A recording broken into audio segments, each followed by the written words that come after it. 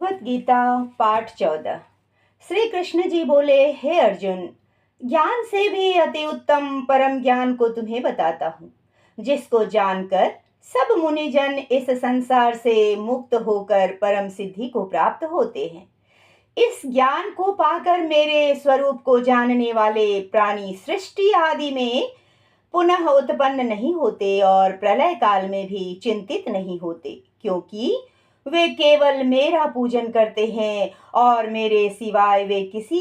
चीज की उपासना नहीं करते।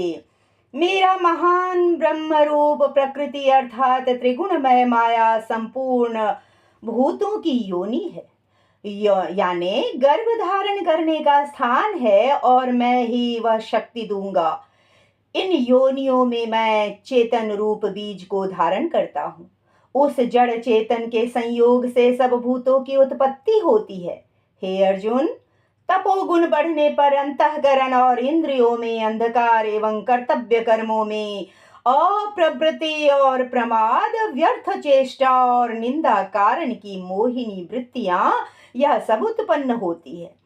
जब यह जीवात्मा सत्व गुण की वृद्धि में मृत्यु को प्राप्त होती है, तब उत्तम कर्म करने वालों को स्वर्ग प्राप्त होता है। रजोगुण के बढ़ने पर उस काल में मृत्यु को प्राप्त होकर कर्मों को आसक्ति वाले प्राणियों में पैदा होता है, तथा तपोगुण बढ़ने पर मरा हुआ प्राणी, कीट, पशु आदि मूढ़ योनियों में पैदा होता है। सात्विक कर्म का सुख तो ज्ञान और वैराग्य आदि निर्मल फल कहे जाते हैं। सत्व गुण से ज्ञान पैदा होता है और रजोगुण से लोभ पैदा होता है, तथा तमोगुण से प्रमाद और मोह पैदा होते हैं, जिससे अज्ञान पैदा होता है। इसलिए सत्व गुण में स्थित हुए प्राणी स्वर्गलोक में जाते हैं और रजोगुण में स्थित प्राणी इसी धरती पर बार बार जन्म लेते हैं।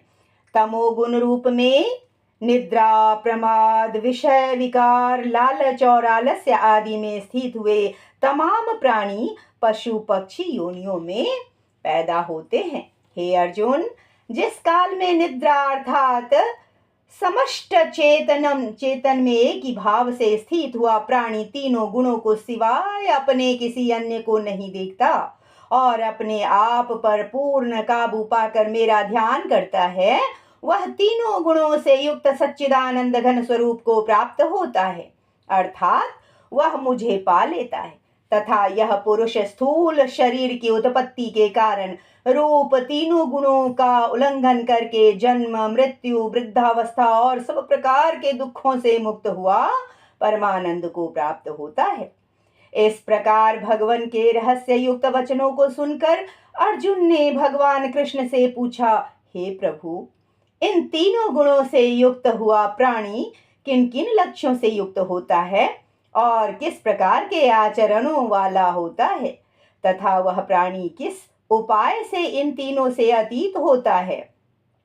प्रिय अर्जुन, जिसके वश में अध्यकरण है, ऐसा सांख्य योग्य का आचरण करने वाला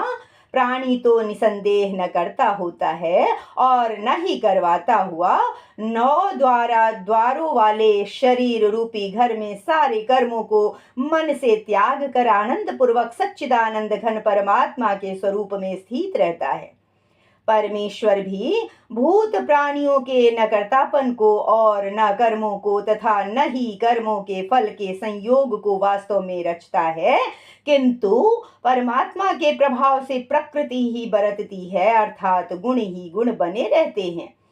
सर्वव्यापी ईश्वर न किसी के पास कर्म को और न किसी अच्छे कर्म को ही ग्रहण करता है, किंतु माया द्वारा ज्ञान ढका हुआ है, इसमें सब जीव मोहित हो रहे हैं। परंतु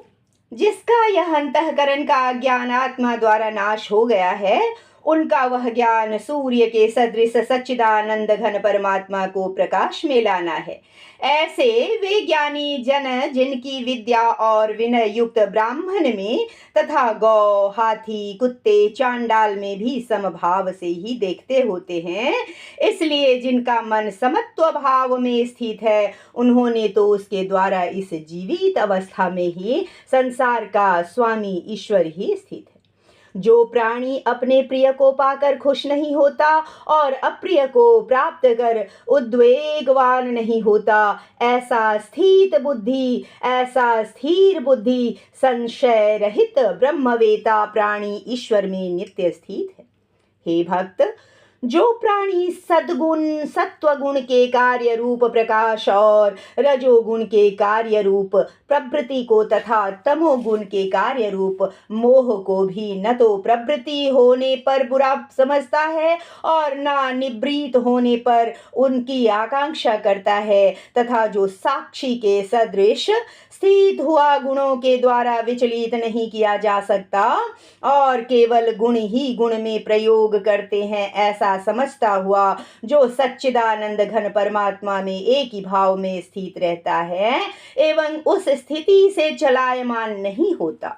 जो आत्म भाव में स्थित हुआ सुख दुख को समान समझने वाला है तथा मिट्टी पत्थर और सुकर्म में समान भावना रखने वाला और धैर्यवान है, तथा जो प्रिय और अप्रिय को बराबर समझता है और अपनी निंदा प्रशंसा में भी समान भाव वाला है, तथा जो मान अपमान को समान समझता है और मित्र तथा शत्रु के बारे में भी कोई अंतर नहीं समझता है, वह संपूर्ण आरंभों में कर्तापन अभिमान से रहित हुआ प्राणी गुणातीत कहा जाता है। जो प्राणी अव्याभिचारी भक्ति रूप यौन के द्वारा मेरे को निरंतर याद करते हैं, मेरी उपासना में खोए रहते हैं, वे लोग हर प्रकार की बाधाओं को पार करके मुझे प्राप्त कर लेते हैं, अर्थात ईश्वर को पाने का सौभाग्य प्राप्त होता है। हे अर्जुन, इस अविनाशी परम ब्रह्म का और अमृत का, नित्य धर्म का और अखंड एक रस आनंद का मैं ही आश्रय हूँ, अर्थात उपयुक्त ब्रह्म अमृत अवश्य और शाश्वत धर्म तथा एकांतिक सुख, यह सब मेरे ही नाम है, इसलिए इनका मैं परम आश्रय हूँ।